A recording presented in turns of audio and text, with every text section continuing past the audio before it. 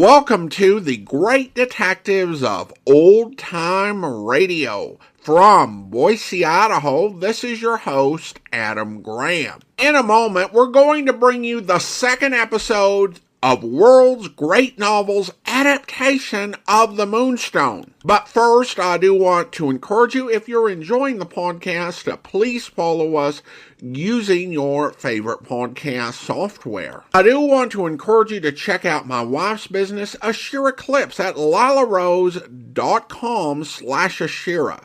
There you'll find a wide variety of different hair clips, hairpins, and headbands to suit a wide variety of different styles and tastes. That's at Lila Rose, Lilla Rose.com/Ashira, ASHIRA. Well, now, from April 9th, 1948, here is World's Great Novels with Part 2 of The Moonstone. The World's Great Novels.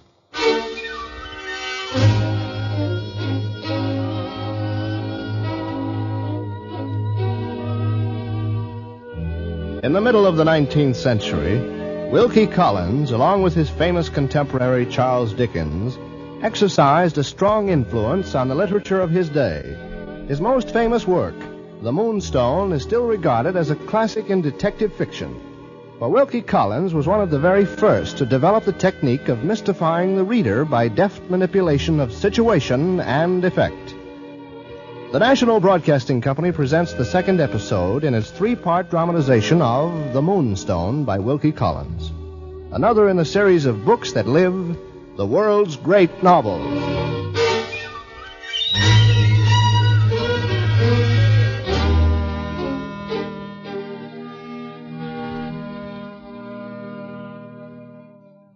When first I saw the Moonstone, that legendary and fabulous diamond glittering at the throat of my young lady, Miss Rachel Verinder, in whose home I had for many years performed the duties of major domo, I said to myself, Gabriel Betteridge, here is a jewel tainted by centuries of avarice and violence.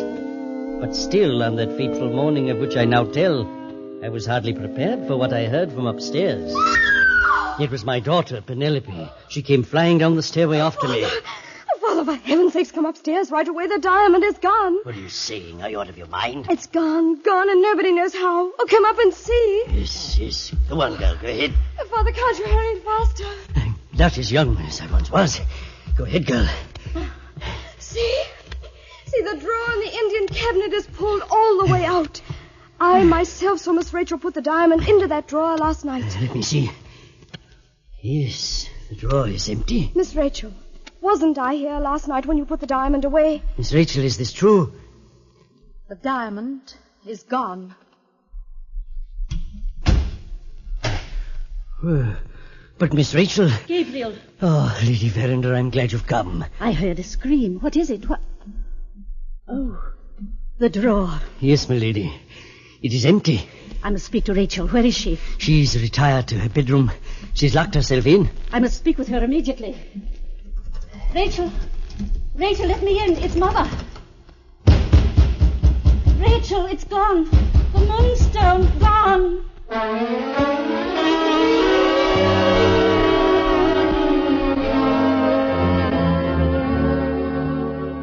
What are you talking about, Gabriel? The Moonstone gone? Yes, Mr. Ablewhite. Gone.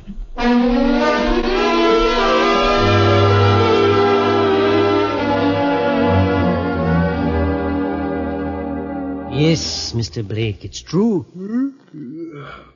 What's true? The Moonstone has been stolen. But Gabriel, my dear fellow, that's impossible. It's right over here in the... What? Why, it's gone. Aunt Julia. Yes, Franklin. Where's Rachel? I must see her. I'm sorry, but the loss of the Moonstone has quite stunned her. She shrinks in the strangest manner from speaking of it, even to me. But Aunt Julia, It's impossible for you to see her for the present.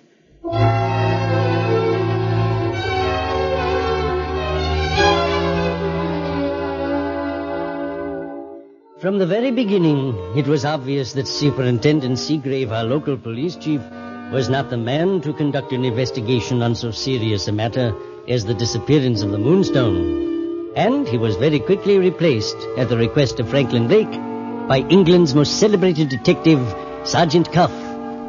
The sergeant was a lean, elderly man with a face as sharp as a hatchet. The skin of it as yellow and withered as an autumn leaf. He hunted men, and he loved roses. Oh, yes. And frequently, when preoccupied, he whistled his favorite song, The Last Rose of Summer. In the days that followed, I was to hear him whistle his tune many a time. And now, as Sergeant Cuff stood by the engine cabinet, his steely light gray eyes seeming to miss no detail, he turned to me and spoke. This, you say, is the sitting room? Yes, sir. Nothing has been disturbed here since the disappearance of the Moonstone? Oh, nothing, sir. I hope so.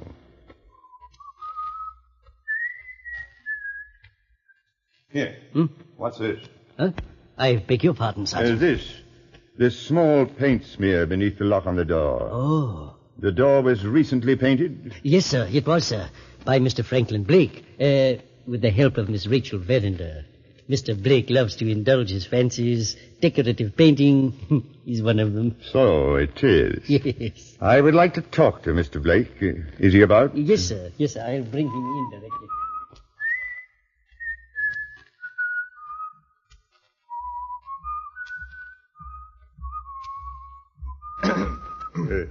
You are Mr. Franklin Blake? Yes, I am. I am Sergeant Cuff. How'd you do?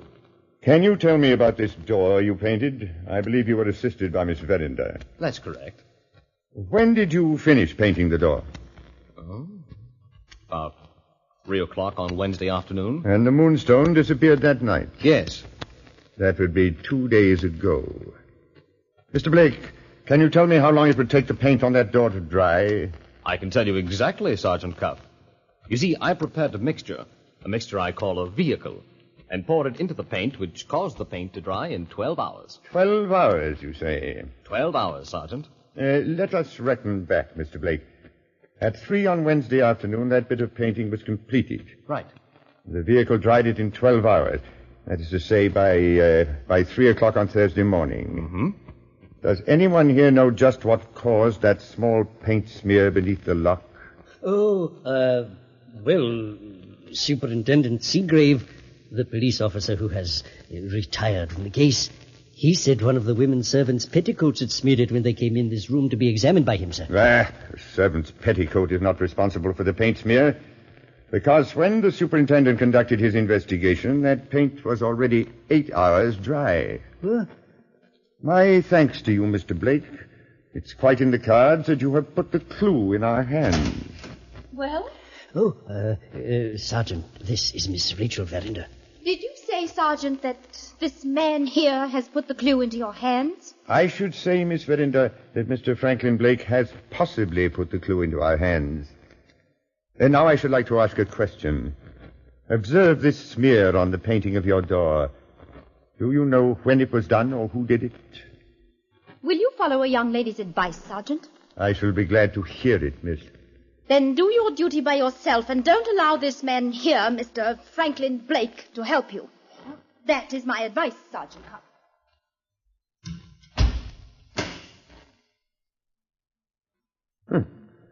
Miss Verinder appears to be out of temper over the loss of her diamond. The Moonstone is, I know, a most valuable jewel. Natural enough. She appears to hold me responsible for the loss of the Moonstone. Well, sir, you must remember a young lady's tongue is a privileged member. So it seems. Well, tell me, Sergeant, are you prepared to say who has stolen the Moonstone? I am not. Perhaps later on, then. Not even then. Does the sergeant mean he will never discover the identity of the person who stole the Moonstone? I mean this, Mr. Blake. Nobody has stolen the Moonstone.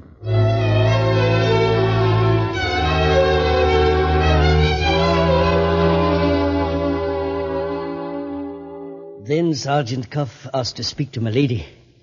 I found Lady Verinder in her own sitting room and explained the sergeant's wishes. To my surprise, she displayed great reluctance to see him, saying that her nerves seemed a little shaken and that there was something in Sergeant Cuff that she recoiled from. She said she had a presentiment that he was bringing trouble and misery with him. But she rallied and said she would see him, though she insisted I remain in the room with them. Well, when I ushered the sergeant into her sitting room, I declare she turned a shade paler at the sight of him. Lady Verinder? Sergeant Cuff, I speak to you only because my steward, Gabriel Betteridge, urges me. What have you to say? I have already formed an opinion on this case, Lady Verinder. I beg your ladyship's permission to keep it to myself for the present. Very well. 2 things are certain. 1, the moonstone is missing out of the drawer of the Indian cabinet. 2, the marks from the smear on the painted door were surely caused by a dress which brushed against it. And therefore, before we go a step further, we must discover the dress itself. And I presume such a discovery would imply the discovery of the thief. Your pardon, milady. I have not said the moonstone is stolen. I merely say it is missing. That is why I wish to find the paint-stained dress. How do you propose to do so? By examining the washing book, which lists the household laundry. A missing article of dress might indeed be significant. Very well. Gabriel, kindly ring for Rosanna and have her fetch the washing book. Oh, yes, lady, the washing book. Yes. Sergeant Cuff, my good servants who have been with me for years have already had their boxes and rooms searched by that other officer, that Seagrave. I cannot and will not permit them to be insulted a second time. Keep that in mind, Sergeant. I shall, milady. You rang for me, Mr. Betteridge? Yes, Rosanna, bring the washing book. The washing book? Yes, if you please, my girl. Oh, yes, sir. The washing book. The washing. I hesitate to trouble your ladyship again, but I must ask one last question. You are sure it will be the last, Sergeant? Your housemaid who was just here, I believe her name is Rosanna Spearman. Has she been in your employment as long as the other servants? Why do you ask? The sergeant appeared not to notice my lady's question. Instead, his lips puckered into a whistle as his keen eyes roved the room. I was overtaken by a mounting feeling, as though I were watching a bloodhound running swiftly behind his elusive quarry. Then Rosanna returned with the washing book.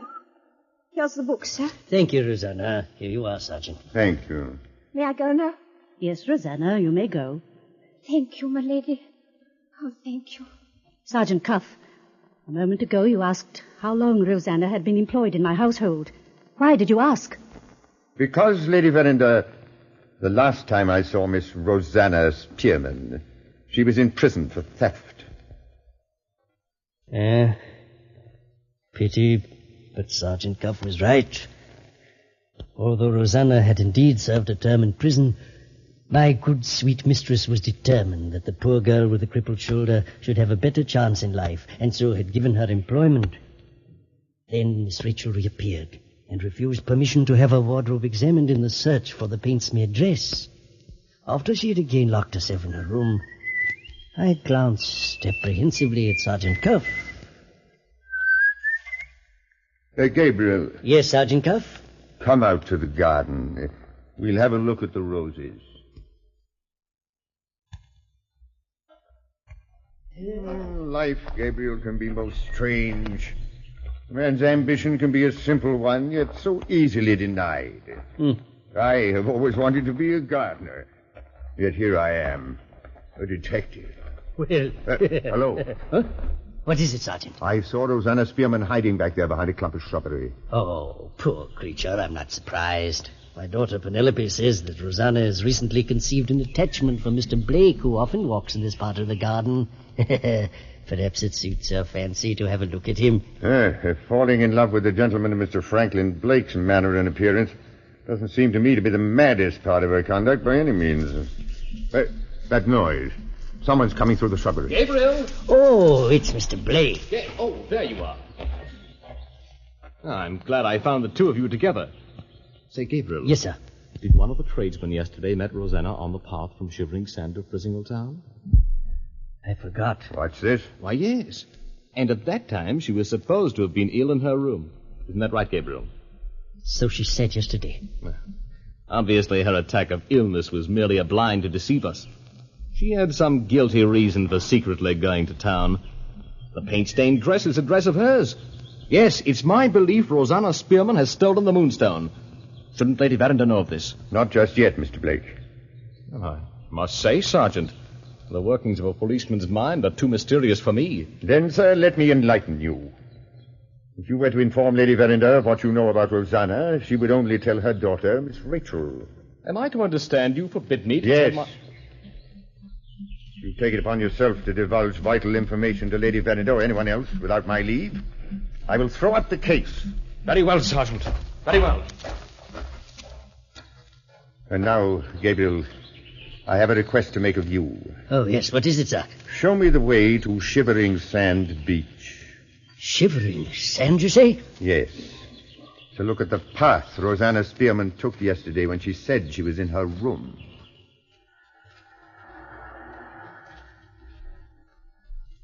Even a man as resolute as Sergeant Cuff could scarcely repress the shudder which seized him when he caught his first glimpse of Shivering Sand. Scum, slime shone faintly here and there on the quicksand, and far out beyond could be seen the rhythmic heave of the ocean. Sergeant Cuff spoke. Is your seashore here considered a fine specimen of marine landscape, Gabriel? Yes, sir, it is, sir. Well, looking at it from my point of view, I never saw a marine landscape I admired less. Oh. A treacherous place, Gabriel. No sign of anyone having been along here yesterday. Perhaps we'd better walk a bit. Yes, sir.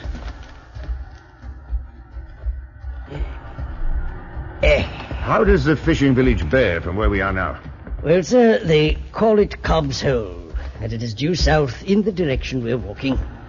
Can we get to Cobb's Hole now that it's low water on the beach? Oh, yes, sir.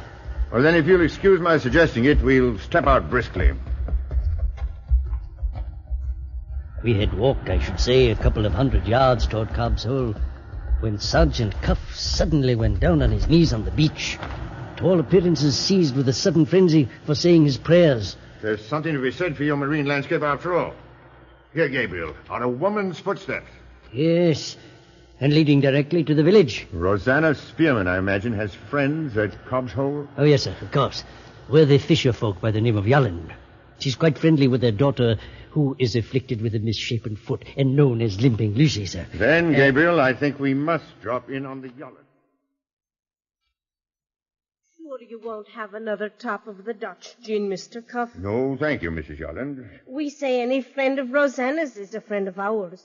Poor Rosanna. I do feel quite sorry for her. She'll never get on in her present place. My advice to her would be to leave it. Oh, bless your heart alive, sir. She is going to leave it. Oh, surely, Mrs. Yolland, you must be mistaken. Mistaken? Why, only an hour ago she bought some things from me that she wanted for traveling. And only last evening she came here and said, poor dear, I want to write a letter to a friend, and I can't do it for the peeping and prying at the house. And then she went upstairs and wrote the letter in Lucy's room. But who she wrote it to, I'll never know. Excuse me, sir, but isn't it about time we took our leave? Oh, but wait. Now, wait. Just a moment. Now, where is it? Oh, yes, in this pile of rubbish. I know. Here it is. Weigh this in your hand, sir.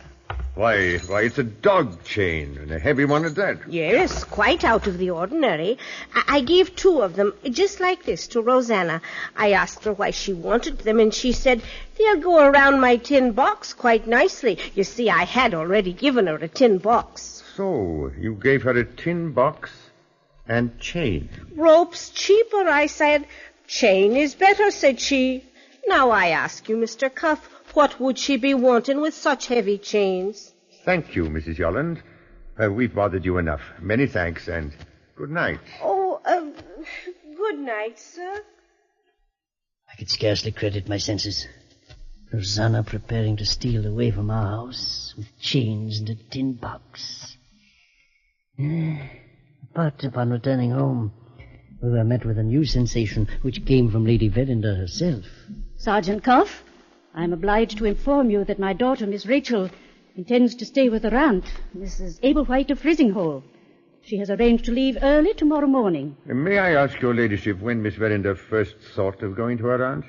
About an hour ago. I have no claim to control Miss Rachel's actions. All I can ask is that your daughter put off her departure, if possible, until later in the day. I must go to Frizinghall myself tomorrow morning to investigate the matter of the 3 Indians now imprisoned there. I shall be back by 2 o'clock, if not before. Yes? If Miss Verinder can be kept here until about that time, it is imperative that I say 2 words to her unexpectedly before she goes.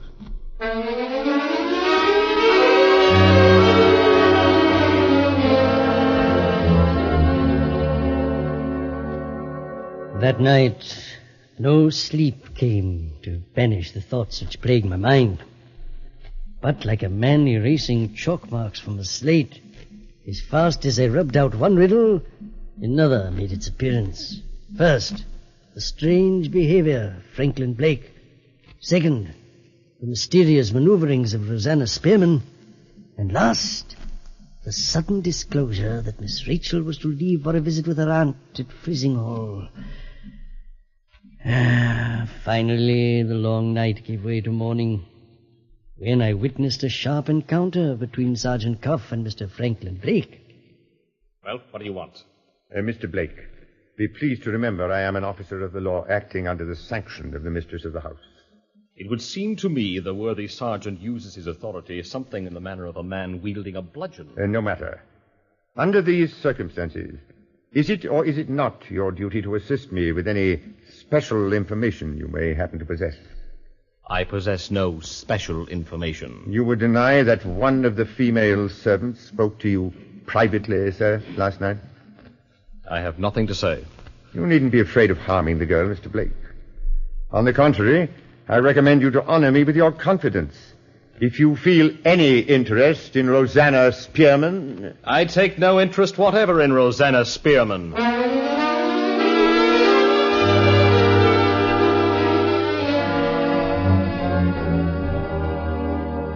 No sooner had Sergeant Cuff set off for Frizinghall when my daughter Penelope informed me that Rosanna Spearman was now in a state of extreme melancholy, having overheard Mr. Blake's disavowal of her to Sergeant Cuff. I yielded to Penelope's persuasion and went off to see what I could do to raise the spirits of the sensitive girl. Yes, Mr. Bettridge? Cheer up, Rosanna. I'm sure Mr. Blake intended you no disrespect when he told Sergeant Cuff he took no interest in you.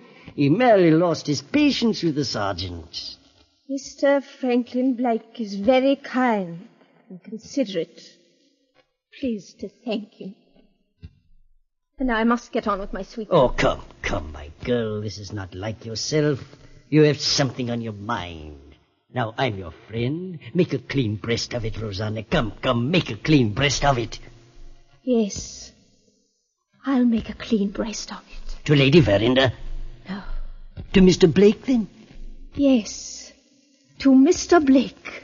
Rosanna, why not take my advice and speak to Lady Verinder, who has always been kind to you? No. I've a better way of relieving my mind than that. What is it, Rosanna? What is it, girl? Please, let me go on with my work. Please. Rosanna. Oh, why must you be like all the rest? Leave me alone. Leave me alone. The poor girl ran from me. And then, as Miss Rachel was about to leave the house, Sergeant Cuff returned from Frizinghall. He hailed me at the front door. Gabriel. Yes, Sergeant. I've seen the 3 Indians. They will be set free next Wednesday. Although there isn't a doubt in my mind that they came to steal the Moonstone. Ah? I can tell you one thing, Gabriel. Yes, sir. We haven't heard the last of those 3 jugglers. If we don't find the Moonstone, they will. Oh, well, did anything else turn up, sir? Oh, yes. I learned what Rosanna bought when she slipped away to Frizinghall last Thursday. What's that? Why, sir, that would be Miss Rachel leaving in her carriage. Oh, Coachman! Coachman, stop! What is it you want, Sergeant? Before you go, Miss Rachel, one word. Be quick about it. I can't presume to stop you from visiting your aunt. I can only venture to say that your leaving us, as things now stand, puts an obstacle in the way of my recovering your Moonstone. Please understand that. Now go or stay. Drive on, James.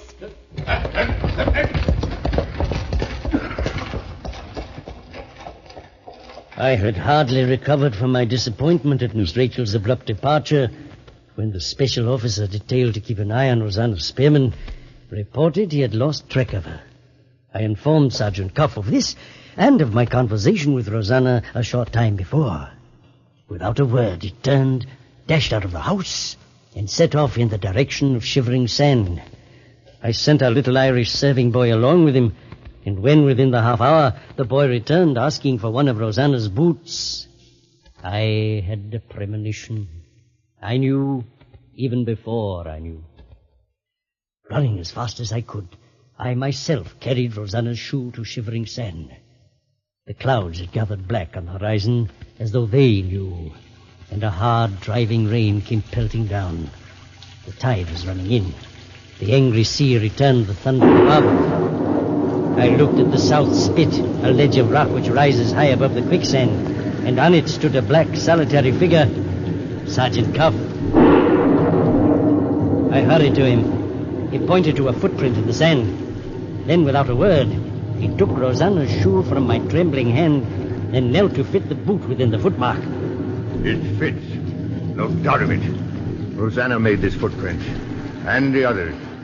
You see the direction in which they point? Why, they point straight to the ledge of rock and the awful drop below into the quicksand. Hello there! Who's that? I can't see. Yes, it's Mr. Yallen, the fisherman.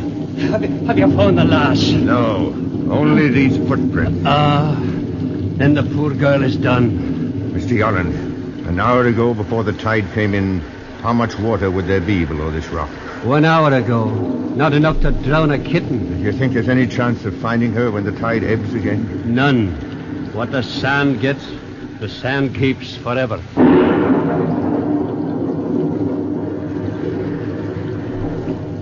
Rosanna Spearman dead. She had taken her own life, true. But she had been driven to it, yes, driven, by the evilness of the yellow diamond, the Moonstone. From the very moment Miss Rachel received the Moonstone as a legacy from her uncle, the notorious John Herncastle, its curse hung over all our heads. And now, death.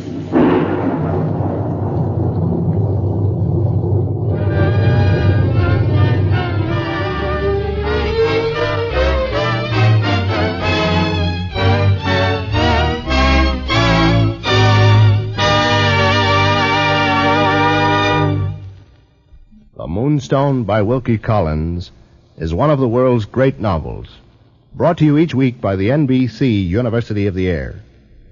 Listen next week to the third episode of this 4-part radio version of The Moonstone. And remember that your local public library can be a constant source of information and entertainment. To add to your enjoyment of this series, we recommend the Handbook of the World's Great Novels, which you may obtain by sending 25 cents to World's Great Novels, Post Office Box 30, Station J, New York 27, New York. That's Post Office Box 30, Station J, New York 27.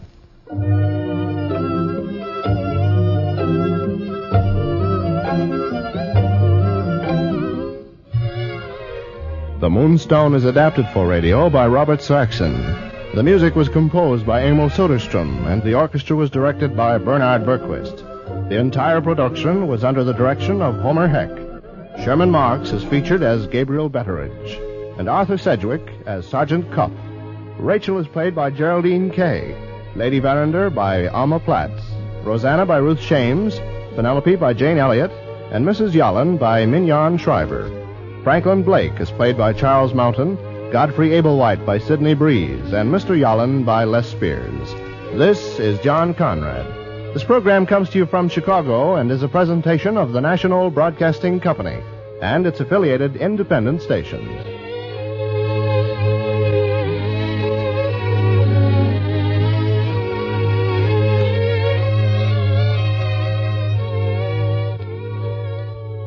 With spring officially here, many people are taking to the woods for picnics and steak fries, thereby increasing the dangers of forest fires. Don't be a potential firebug.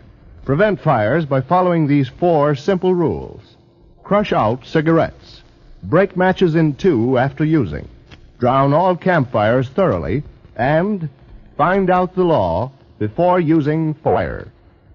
This is NBC, the National Broadcasting Company.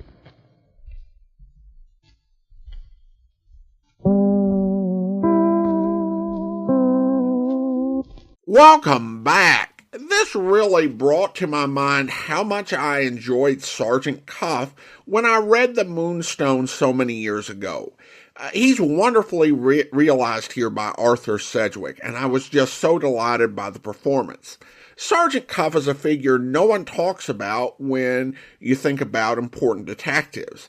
And there can be some good reason for that as we see the plot play out. But nevertheless, you really see the sorts of traits and characteristics and approach to investigation in him that have been borrowed consciously or unconsciously by so many later authors and have helped define so many detectives. And again, this just does bring home the importance and influence of the Moonstone in forming this genre that we love and celebrate here every day.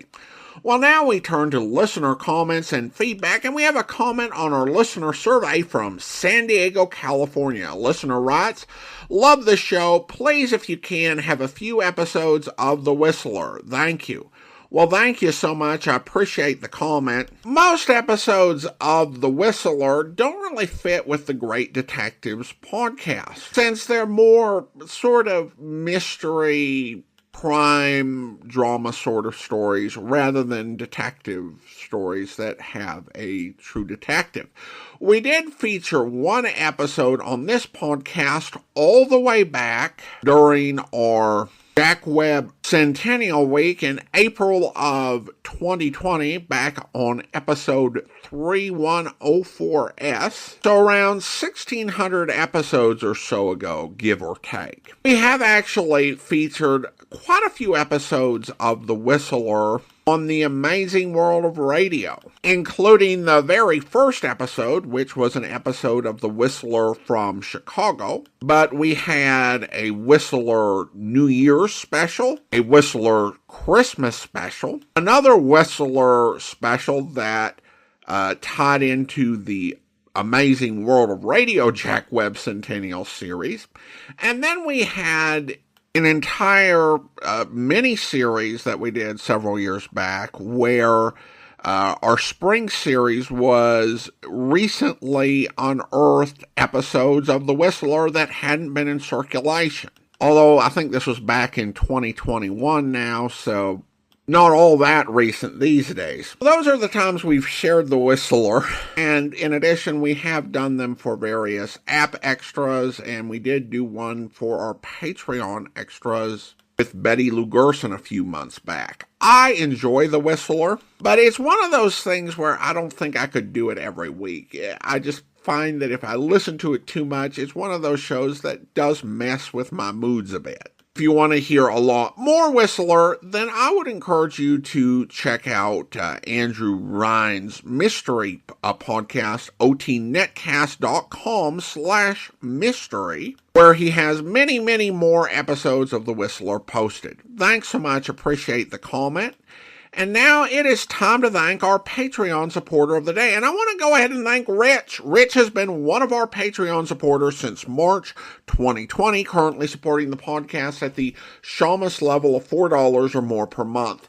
Thanks so much for your support, Rich. And that will do it for today. If you're enjoying the podcast, please follow us using your favorite podcast software. And if you are enjoying the podcast on YouTube, be sure to like the video, subscribe to the channel, and mark the notification bell. We'll be back next Thursday with episode 3 of The Moonstone, but join us back here tomorrow for yours truly, Johnny Dollar, where... So you insured $2 million worth of diamond marbles over the phone. I did. And you say you weren't naive. Oh, look, a remote lodge, an eccentric old man, some expensive baubles. A rank amateur could get at him. You haven't listened to me, Johnny. You've missed the point entirely. I wouldn't care if he left the diamonds lying out on his front doorstep. I insured those diamonds solely against theft by persons or things unknown on this earth. That's the exact wording of the policy. And now they're gone. Yes. So, someone took them. Prove it. What? Someone, and not something. I hope you'll be with us then. In the meantime, send your comments to box13@greatdetectives.net. Follow us on Twitter at Radio Detectives and check us out on Instagram. Instagram.com/Great Detectives. From Boise, Idaho, this is your host, Adam Graham, signing off.